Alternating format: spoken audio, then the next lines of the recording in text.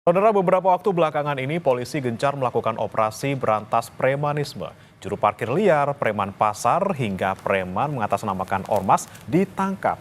Kemudian cukupkah memberantas premanisme dengan penangkapan kelompok tersebut? Apa yang harus dikritisi dan diawasi dari operasi ini?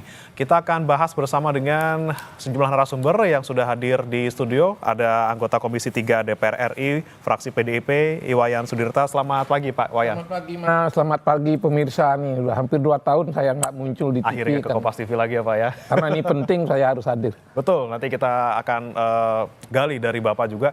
Dan hadir juga dari sambungan daring Saudara, Kabar Eskrim Polri 2008-2009, Komjen Purnawirawan Susno Duaji, dan juga anggota Komisi dan juga Guru Besar Politik dan Keamanan Universitas Padjadjaran, Profesor Muradi. Selamat pagi Prof. Muradi, Pak Susno.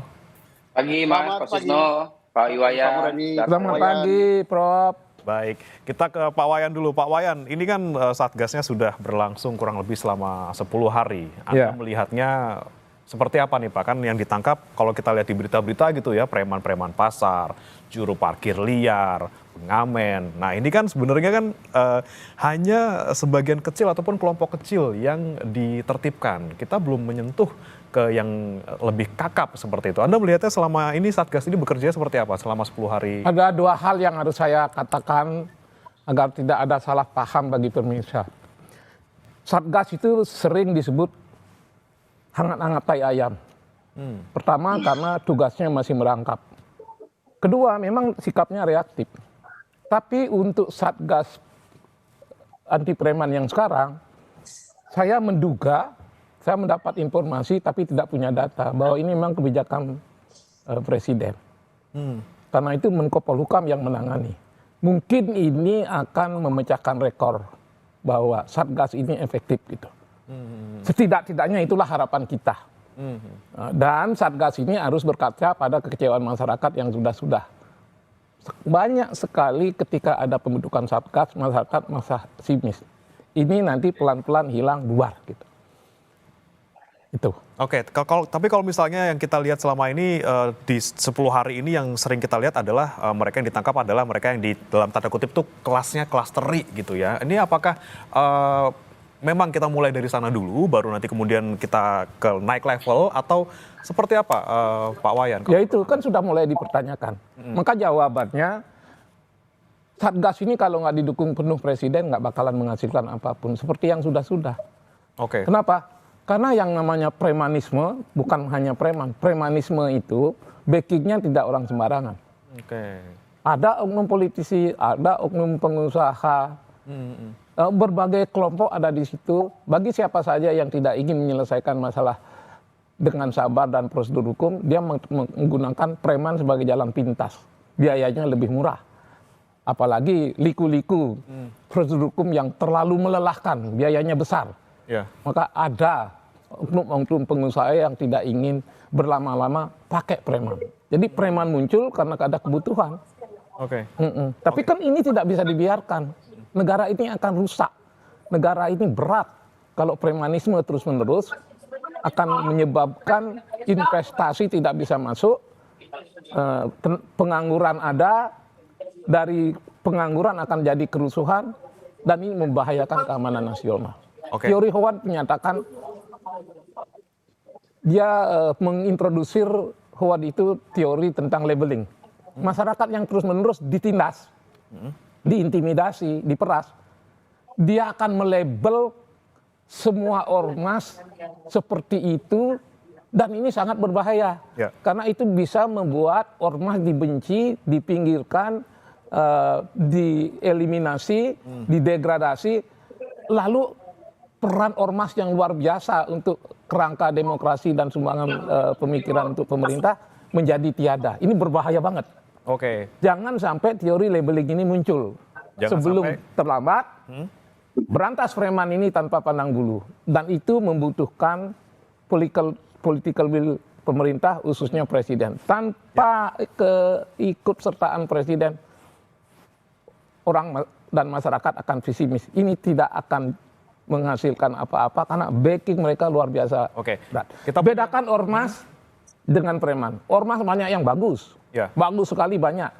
Tapi preman nggak ada yang bagus. Nah itu dia ya, jadi kita harus bedakan lagi. Berantas premanisme. Ada preman yang berkedok ormas, ada ormas yang benar-benar ormas, jangan sampai ormas yang benar justru tercemari namanya karena oknum-oknum premanisme yang mengatasnamakan Nah, kedok ormas. ini yang Ya. tidak mudah dibongkar karena ada backing. Nah ini dia, kalau kita melihat berarti kan kita Dan optimis nih, Pak, polisi ada- bukannya tidak punya keberanian. Banyak kok. Saya punya data. Di tahun 2024 saja ada 12 ormas yang dibubarkan Depdagri Ya. atas laporan polisi. Jangan bilang polisi nggak berani. Ya. Ada juga 1.200 laporan tentang preman yang ditangani oleh polisi. Ya. Itu Oke. 2024 saja. Jangan Oke. dibilang polisi nggak berani. Tapi memang ada polisi yang karakternya takut sama preman secara individual. Tapi ada juga polisi yang tidak berani karena takut dicopot karena backingnya preman lebih tinggi dari Nah, dia. ini menarik nih. Saya mau tanya ke Pak Susno. Pak Susno, kalau misalnya dari kata Pak Wayan nih ada ketakutan, mungkin tadi ya takut dicopot, mungkin ada polisi takut dicopot, ada takut sama perorangannya. Kalau menurut Anda, kalau di lapangan ketika Anda menjabat sebagai Kabaris Krim Polri 2008-2009, seperti apa di lapangannya, Pak? Baik, apa yang dikatakan Pak Wayan ya itu benar. Saya pengalaman 35 tahun jadi polisi, operasi preman ini sering gitu ya. Tapi hasilnya bagaimana kata Pak Wayan. Tapi apapun kita sambut Satgas Preman ini bagus. Mudah-mudahan Satgas ini tidak berhenti batas waktu tertentu. Tetapi seumur hidup. Mengapa seumur hidup? Karena preman itu ada tiap saat premanisme. Dan masalah preman adalah pelanggaran hukum. Jadi harus ditindak, tidak usah nunggu ada Satgas. Nah buktinya selama ada Satgas, ada satu Polres nangkap 80, nangkap 70 orang, nangkap 100 orang. Berarti itu sudah banyak sekali. Artinya nggak usah takut lah. Jadi rutin, karena itu memang tugas Polri, karena itu pelanggaran hukum.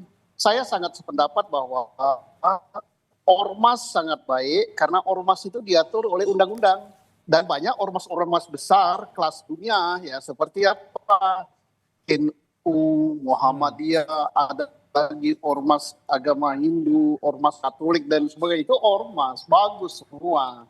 Tetapi oknum dari ormas tertentu yang mengatasnamakan ormas tapi melakukan pelanggaran kriminalitas baik itu malak, meras, kemudian penganiayaan dan sebagainya, itu yang harus ditindak. Nah saya sangat sependapat, tadi kita sudah nyinggung Raja Preman ya.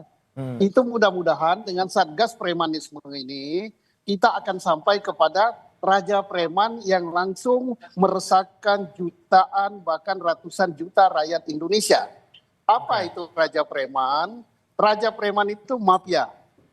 Mafia itu ada di berbagai sektor, bahkan di lembaga negara. Kita tahu ada mafia pengadilan, kan triliunan rupiah akan diambil. Dan juga Oke, Pak Susno, mohon maaf koneksinya ada masalah sedikit. Pak Susno, kita akan coba nanti perbaiki koneksinya. Tapi saya ke Pak Prof Muradi dulu. Prof Muradi, terkait dengan tadi pernyataan Pak Susno, terkait ini ya. Kalau misalnya kita kan sekarang sudah mulainya dari yang kecil-kecil dulu nih Pak, dari kelas-kelas terinya dulu dalam tanda kutip gitu ya. Nah kalau misalnya Anda melihat, apakah nanti kita juga akan sampai ke kelas kakapnya atau mafia premannya ini Pak? Ya, Mas, ada 3 klasifikasi nih yang kita diskusikan soal preman ya. Pertama preman sendiri, yang kedua preman plus ormas ya, atau ormasnya sendiri.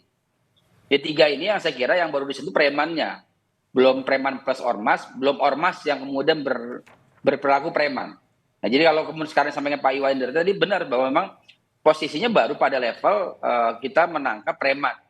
Ya tadi tukang parkir liar, kemudian pauga di jalan dan segala macam, lebih ke level bawah lah. Nah sebenarnya saya menganggap bahwa Satgas ini nggak terlalu penting. Kenapa? Karena itu fungsinya sudah melekat di 2 hal ya. Pertama di Kemdagri itu ada pembinaan, pendaftaran, pengawasan. Sementara teman-teman di polisi ya, di polisi dan mungkin nanti dibantu teman-teman TNI itu bicara soal lebih ke soal penindakan kalau mereka dianggap tidak patuh atau tidak sesuai dengan aturan. Nah, tinggal kita mau milah mau preman mana yang mau difokus oleh Satgas. Kalau preman yang tadi sampaikan Pak Iwayan, kemudian sampaikan Pak Susno tadi ya baru preman level kroco ya, level bawah yang memang tidak berafiliasi. Dia kemudian hidup menjadi preman karena untuk hidup. Kita mungkin pernah nonton banyak sinetron soal preman pensiun dan sebagainya. Ya untuk hidup saja. Itu baru level di situ yang sementara problem bangsa ini menurut saya adalah preman yang kemudian dekat dengan kekuasaan, dekat dengan ekonomi, pengusaha dan sebagainya. Itu yang saya kira fungsi Satgas di situ.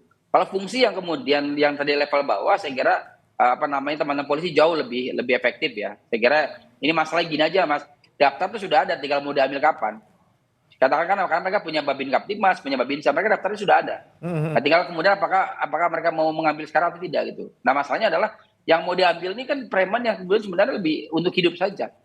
Dapat 50.000, 100.000 per hari gitu untuk karena misalnya parkir dan sebagainya. Jadi kalau mau difokuskan Satgasnya yang saya sampaikan Pak Iwan tadi, Pak preman yang kemudian melekat dengan kekuasaan, melekat dengan ekonomi tadi. Itu yang kemudian dalam bahasa presiden itu dianggap sebagai mengancam ataupun mengganggu investasi. Itu yang kemudian saya kira penting untuk ditegaskan. Nah, yang kedua, saya kira kalaupun misalnya memang ini kita mau memisahkan ya antara preman plus ormas atau ormas yang kemudian berlagak preman tadi, kita minta teman-teman KBG untuk memilah seperti soal perizinan dan sebagainya. Karena dari situ kelihatan bahwa preman ini kemudian punya kualifikasi yang seperti yang kita bayangkan atau tidak. Atau jangan-jangan malah dugaan saya yang selama ini menjadi preman yang kemudian mengganggu tanda kutip ya investasi adalah preman yang dekat dengan kekuasaan dan ekonomi yang kemudian sebenarnya melekat di ormas yang kemudian punya kualifikasi yang dianggap sebagai punya kepentingan untuk melakukan tindakan ekonomi dan politik tadi begitu Mas. Oke, tapi kalau misalnya dengan ada pembentukan Satgas ini, Pak Prof Muradi, apakah memang bisa nanti kemudian menyentuh ke sana dan apakah nanti dengan adanya backingan dalam tanda kutip dari Pak Presiden Prabowo ini, jadi kita semakin yakin gitu ya bahwa preman-preman kelas kakap yang melekat misalnya di pemerintahan atau mungkin di lembaga-lembaga tertentu gitu ya, itu bisa diberantas dan kita bisa bikin iklim investasi kita lebih baik lagi gitu Pak. Ya, Mas, ada dua ya. Pertama, kita ngambil dari bottom up. Tadi yang lakukan polisi sudah baik, bottom up tadi, preman-preman kecil-kecil tadi. Yang kemudian langsung ke Satgas justru top down. Top down adalah kepala-kepalanya dulu nih. Yeah. Saya mohon maaf misalnya ada klaim salah satu ormas yang penasihatnya adalah presiden.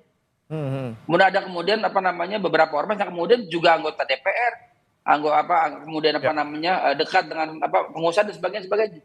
Jadi itu yang kemudian fokus di Satgas, bukan kemudian level bawah. Kalau level bawah saya yakin sangat yakin betul bahwa teman-teman polisi dan Kemdagri bisa melakukan itu. Tapi problemnya jangkauan Satgas harus jauh lebih strategis tadi. Preman yang dekat dengan kekuasaan dan ekonomi tadi gitu Mas.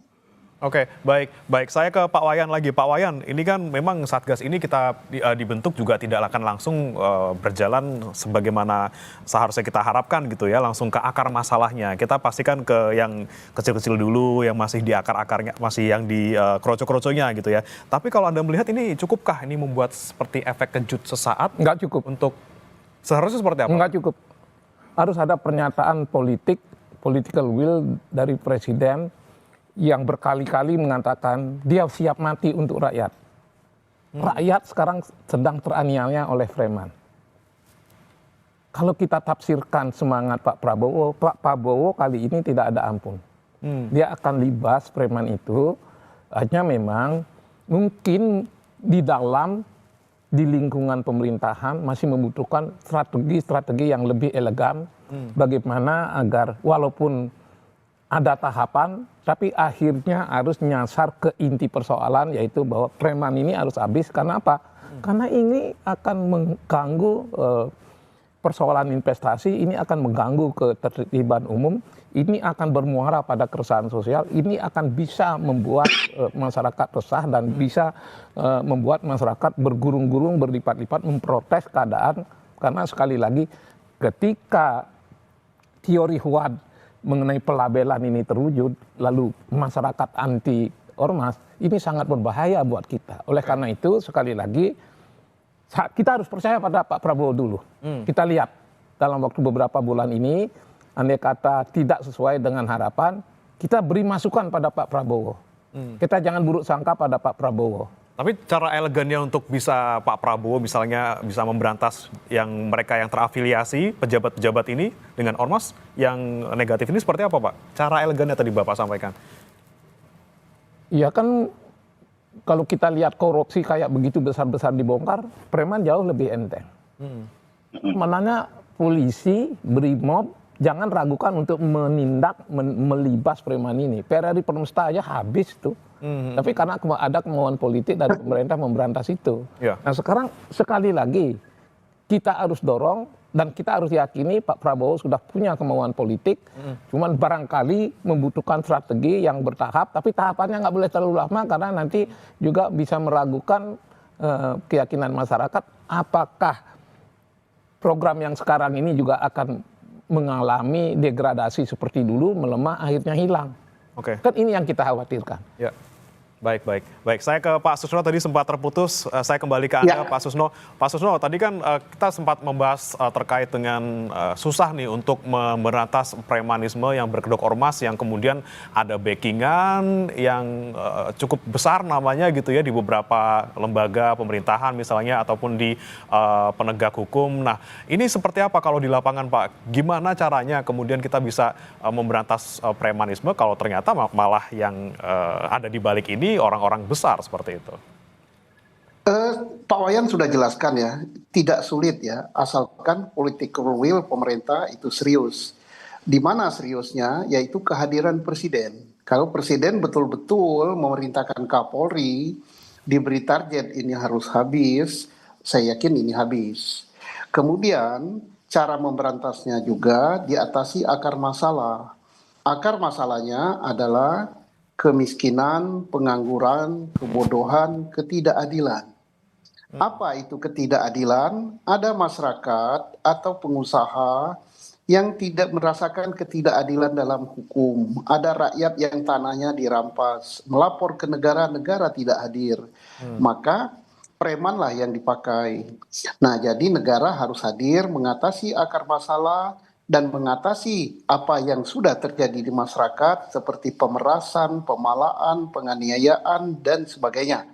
Kemudian kita berharap pemberantasan preman ini yang hadir di masyarakat yang kecil. Saya katakan bapaknya preman itu mafia. Mafia itu ada di mana? Ada di pengadilan. Ada di aparat penegak hukum. Ada di aparat yang berkuasa, yaitu preman, mafia tambang, mafia migas, mafia pajak, mafia segala macam lah, itu harus diberantas. Karena itu langsung menghisap darah ratusan juta rakyat Indonesia. Dan saya yakin di era Pak Prabowo kalau itu diberantas maka Indonesia akan makmur. Dan ingat akar masalah preman lagi apa? Adalah permasalahan hukum, tidak tegaknya hukum. Ya, jadi hukum harus kita tegakkan benar-benar. Perbaiki hukum. Kita kan sedih melihat di Mahkamah Agung ketangkap 1 triliun dan katanya setiap perkara mengambil 1 miliar. Berarti ada 1000 perkara yang nggak beres putusannya di Mahkamah Agung itu. Itu baru 1 orang, 51 kilogram emas. Kemudian di migas itu hampir 1000 triliun. Itu mafia yang sangat luar biasa, itu lebih dari preman. Nah jadi tapi kita yakin di bawah Pak Prabowo berawal dari preman, kita akan memberantas migas, kita juga akan membenahi mengapa preman itu terjadi. Jadi kalau hanya mengatasi ditangkapi yang ngamen, ditangkapi yang minta uang ke perusahaan, itu tidak menyelesaikan masalah. Karena apa? Ada perusahaan itu yang dipalak sampai dengan ratusan miliar untuk mendapatkan segala macam kemudahan-kemudahan. Ada juga pengusaha yang gunakan preman untuk merampas tanah rakyat dan sebagainya. Nah itu yang gunakan preman itu mafia namanya. Nah itulah yang harus kita selesaikan. Dan kalau kita rukun, kita guyup, hukum kita tegakkan, tidak saling salahkan, kita betul-betul atasi masalahnya, selesai. Tapi kalau hanya satgas-satgasan, timbul tenggelam. Saya 35 tahun jadi polisi, operasi preman, operasi pekat, ratusan kali, nggak selesai. Tetap muncul terus ya Pak Susno ya? Iya, akar masalahnya yang harus diselesaikan. Oke, akar masalahnya harus diselesaikan. Saya ke Prof. Muradi. Prof. Muradi, tadi kan disebutkan bahwa akarnya sebenarnya ada di kemiskinan, kemudian kesejahteraan dan juga pendidikan yang kemudian akhirnya mereka merasa tidak terwakili gitu ya Pak Susno tadi ya Pak ya. Iya. Kemudian mereka akhirnya jalan pintasnya ya ke premanisme gitu. Nah kalau Anda melihatnya Prof. Muradi memang kita harus ke akar masalahnya yang tadi terlebih dahulu atau seperti apa? Atau terlalu jauh kita ke sana? Mendingan kita sekarang dulu yang ada di depan mata, bagaimana kemudian mengawasi kelompok-kelompok ini atau seperti apa, Prof. Muradi? Ya, jadi saya kira yang sampaikan Pak Susno, Pak Wayan baik ya. Hanya memang saya ingin tambahkan bahwa ini kan problem ekonomi dan segala macam itu problem investasi ya. Jadi nanti kalau misalnya nggak diberantas preman yang kemudian mengganggu investasi, maka ekonomi kita nggak jalan. Ini kan jadi kayak macam mana duluan ya. Nah saya sih cenderung melihat bahwa ada dua tadi yang bottom up ya, yang bottom up biar teman-teman polisi lah yang kemudian melakukan itu. Nah sama satgasnya ini satgas dalam artian polisi plus ya, di mana yang lain terlibat apa? Itu tadi yang disampaikan Pak Susno, melakukan penguraian tadi orang-orang yang kemudian dianggap mengganggu investasi. Tadi ya tukang kepala, kemudian minta ini, minta dan sebagainya. Itu jauh lebih menakutkan investasi ketimbang misalnya hanya sebatas misalnya parkir kemudian Pak Oga atau misalnya minta buat sekedar rokok dan sebagainya. Itu buat saya itu teman-teman polisi jauh lebih baik di situ. Saya yakin kenapa? Karena data mereka juga punya. Mereka punya Kababin Kaptimas, punya Babinsa dan sebagainya. Yeah. Jadi kalau memungkinkan saya kira Satgas ini membagi saja sudah, jangan kemudian ukurannya yang dilakukan oleh teman-teman polisi. Kan teman polisi dalam tiap tahun data mungkin Pak Susno bisa menjelaskan itu bisa ribuan kalau mau ditangkap ya. Tapi kan ini pembinaan. Jadi selama kemudian dia tidak kemudian melakukan tindakan melanggar ke arah pidana dan kriminal dan sebagainya, maka dia tidak akan diproses. Tapi kemudian ketika ada proses itu dilakukan, penting juga teman-teman Satgas untuk memilah betul mana yang kemudian menjadi akar problem tadi. Saya cenderung kemudian Satgas harus berada dalam posisi yang elitnya preman, yang kemudian memang penting untuk kemudian dibina atau bahkan kemudian diproses secara hukum begitu. Baik, yang penting juga nanti kita akan bahas terkait dengan bagaimana dari awal misalnya ada sebuah ormas atau kelompok yang berpotensi melakukan penyimpangan ataupun aksi premanisme, dari awal terbentuknya seperti apa, seharusnya dari awal sudah disaring atau seperti apa, kita akan nanti bahas saudara di Siapa Indonesia Pagi usai jeda berikut ini. Membahas terkait dengan bagaimana evaluasi pelaksanaan Satgas Anti Premanisme yang baru saja dibentuk oleh pemerintah, dan saya juga masih bergabung bersama 3 narasumber, ada Pak Iwayan Sudirta, anggota Komisi 3 DPR RI, kemudian Pak Susno Duaji, Kabar Eskrim Polri 2008-2009, dan juga Prof. Muradi, Guru Besar Politik dan Keamanan Unpad. Tadi terkait dengan pertanyaan sebelum jeda, saya mau ke Pak Wayan dulu. Pak Wayan, ini kan kita tadi kan harus bedakan ya antara preman, kemudian preman yang berkedok ormas dan juga ormas yang benar gitu ya. Tapi kalau misalnya ada nih preman yang mengaku ormas ataupun ada oknum ormas yang nyeleweng. Nah, ini tuh sebenarnya masalahnya di mana sih Pak? Apakah ketika awal tidak ada verifikasi, orang-orang ini membentuk ormas ternyata berpotensi menyeleweng, atau mungkin di pengawasannya? Misalnya setiap tahun seharusnya sih dilihat gitu ya, apakah ormas ini punya track record yang jelek. Kalau misalnya punya, kita stop dari situ. Seperti apa kalau Pak Wayan melihat? Ya, itu salah satu kelemahan kenapa terjadi aksi preman berkedok ormas. Salah satu adalah kelemahan di bidang pengawasan. Kita lihat, ada nggak mekanisme verifikasi dan evaluasi secara terbuka atas ormas? Mereka bisa hidup bertahun-tahun, berpuluh-puluh tahun tanpa pernah diverifikasi dan dievaluasi. Harusnya ada ketentuan, maka penting pengawasan ormas ini diperkuat melalui revisi Undang-Undang Ormas. Berikan regulasi bahwa ormas itu tidak boleh sepanjang tahun tidak membuat laporan, tidak dievaluasi dan tidak mendengar laporan masyarakat. Yang berikutnya bukan saja kelemahan ormas, sinergi TNI, Polri dan Pemda ini harus sepanjang masa dan jadikan momentum dan anggaplah Pak Prabowo ini sudah merestui, ya kita manfaatkan aja dari segi positif wibawa Presiden untuk membuat Satgas ini secara permanen sampai ke daerah-daerah. Tidak berhenti sampai di sini. Tingkatkan peran serta masyarakat.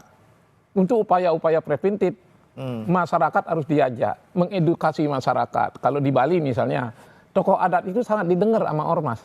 Nggak ada yang berani, Ngelawan yang tokoh namanya tokoh adat pecalang itu, tak satu pun preman sehebat apa itu berani mereka. Maka peran serta masyarakat perlu diajak. Baru yang tadi disampaikan oleh Pak Muradi, Pak Susno, akar masalahnya kan masalah pendidikan yang rendah di akar rumput. Akar masalahnya adalah ekonomi. Maka penting pemerintah pada saat yang sama, selain menyampaikan hal-hal yang tadi, merevisi undang-undang, mensinergikan TNI, tapi penting juga meningkatkan mutu pendidikan dan tingkat program ekonomi kerakyatan di tingkat bawah sehingga menjadi yang lebih konkret. Kan Pak Prabowo bilang mati untuk rakyat, dia rela mati untuk rakyat. Dia berbuat itu udah untuk rakyat, demi rakyat. Nah, sekarang momentumnya, momentum untuk bagaimana ini rakyat tidak disia-siakan melalui situasi yang sudah mulai gundah gulana. Lalu jangan sampai nanti ini masih berlanjut dan rakyat menelan kekecewaan lagi. Ya. Nah, oleh karena itu Pak Prabowo sekali lagi harus berani mempertaruhkan posisinya yang sebenarnya pertaruhan ini nggak mungkin kalah, pasti menang. Ya. Bertaruh kan ada kalah dan menang. Ya. Tapi kalau Pak Prabowo mempertaruhkan jabatannya untuk bela rakyat, memberantas preman, pasti menang dia gitu. Oke. Iya.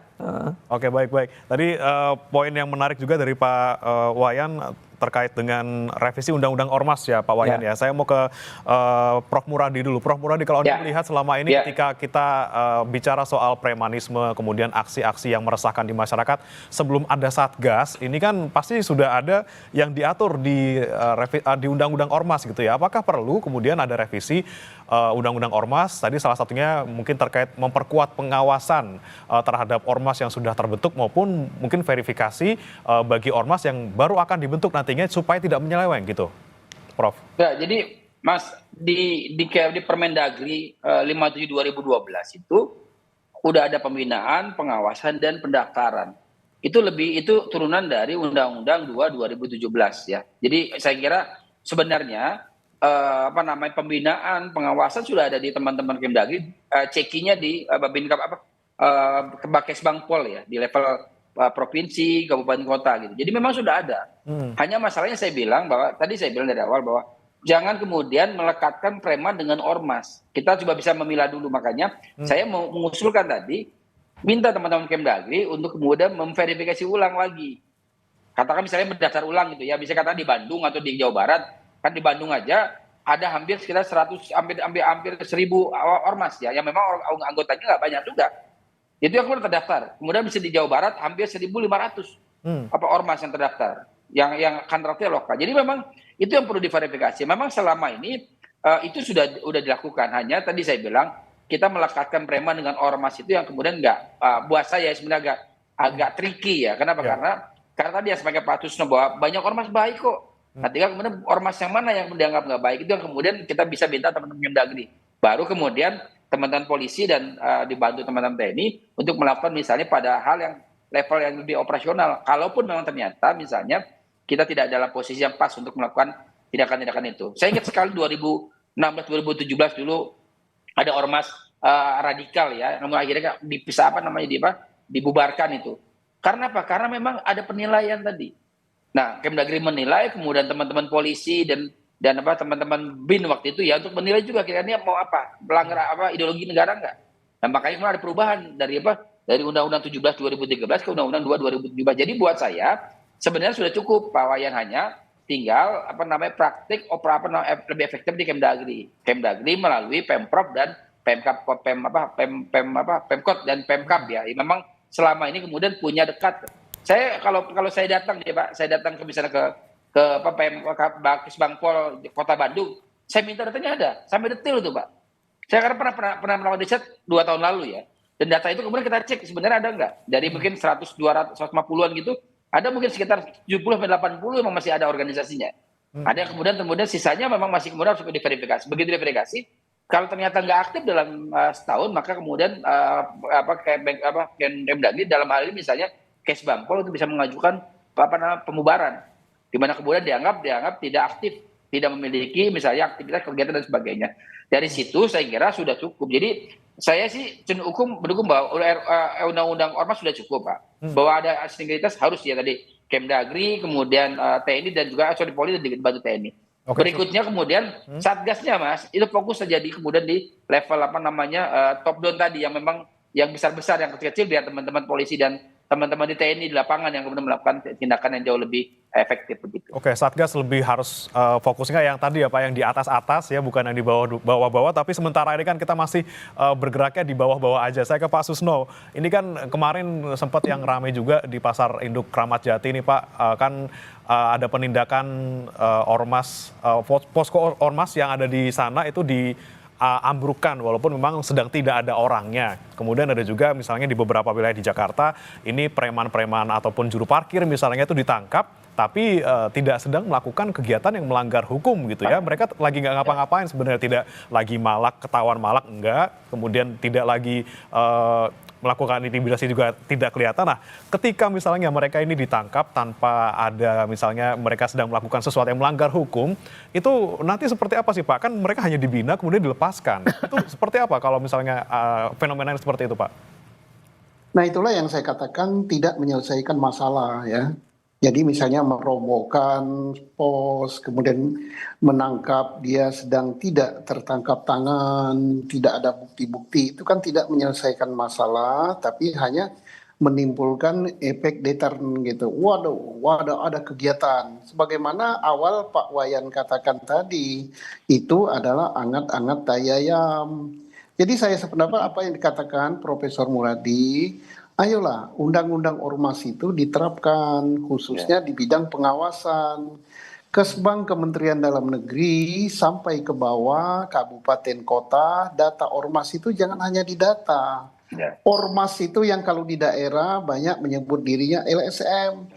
Itu memeras juga kepada kepala-kepala dinas, bahkan bupati wali kota. Kalau ada borongan dia ya ngaku-ngaku nanti gini-gini, dan celakanya ormas itu minta jatah dari proyek-proyek. Kemudian kalau dia tidak diberi, dia sekarang kan media ini gampang sekali dia buat media online, diberitakan di online bahwa proyek ini nggak beres, kepala dinas ini begitu. Setelah itu ditangkap juga oleh oknum aparat penegak hukum, baik jaksa maupun polisi langsung memanggil, ada berita kayak gini. Nah, kong kali kong ini sudah jadi mafia ini. Jadi lebih parah daripada ormas yang memalak minta setoran parkir, tapi LSM yang bermain pura-pura cari kesalahan proyek, dia tahu anggaran dinas ini adalah sekian, diberitakan lewat online, onlinenya disambut oleh oknum aparat yang tidak beres, ujung-ujungnya ya duit. Nah ini yang harus diawasi oleh Kesbang, diawasi oleh Polri, diawasi oleh Kejaksaan. Ini bahaya sekali dan pembangunan kita tidak beres, proyek-proyek tidak beres. Sebagaimana dikatakan tadi, maka ekonomi kita juga nggak jalan. Jadi ini sudah benang kusut, tapi apapun juga kita hargai pemerintah Pak Prabowo sudah berupaya untuk menyelesaikan benang kusut ini. Baik. Ya. Memang yang kita soroti harus yang tadi ya Pak ya, yang di atas sekali lagi, ini kita tiga narasumber kita juga sudah setuju, yang perlu dibenahi adalah premanisme ataupun ulah-ulah oknum yang di atas ini. Tapi memang kita butuh langkah yang paling awal, langkah konkretnya. Saya mau ke Pak Wayan lagi sebelum kita tutup. Pak Wayan, dari DPR, apa yang Anda bisa usulkan ke Satgas ini agar berjalannya efektif? Paling tidak selama mungkin mereka terbentuk dan nantinya bisa next akan memberantas premanisme secara keseluruhan? Ya, Komisi 3 sudah menerima ratusan advokat. Itu ratusan dari sekian ratus ribu advokat. Berarti tanpa bermaksud mengatakan mewakili mereka, ratusan advokat yang resah itu membuktikan Komisi 3 tidak bisa diam. Maka setiap kita ke daerah, misalnya ke Polda Metro Jaya, kami sengaja minta saya pribadi untuk kunjungan kerja ke Metro Jaya. Kenapa? Karena saya punya data bahwa di Jabotabek, wilayah Metro Jaya, Polda Metro Jaya itu rata-rata 300 laporan masuk terhadap preman berkedok ormas. Dan saya sudah langsung dan beberapa teman berbicara, pastikan Polda Metro Jaya yang punya Kapolda luar biasa ini jangan pandang bulu. Ya. Bukan hanya itu. Jika kita udah mengimbau Pak Prabowo turun tangan dan tidak membiarkan ini, sekarang kita sampai pada giliran kalau begitu Kapolri nggak boleh ragu-ragu lagi. Tafsirkan saja Pak Prabowo sudah mendukung dan pertaruhkan jabatan itu untuk kemenangan rakyat. Bertaruh untuk bela rakyat pasti menang. Kita mengimbau Mendagri bubarkan ormas karena saya harus menyampaikan bahwa ketika menindak preman ada pasal 368 dan pasal 170 KUHP. Ketika membubarkan ormas tidak hanya undang-undang ormas, undang-undang 17 2013, ada lagi undang-undang yang berupa Perpu nomor 2 2017. Jadi sambil menunggu perubahan undang-undang ormas, apa yang ada ini sudah memadai.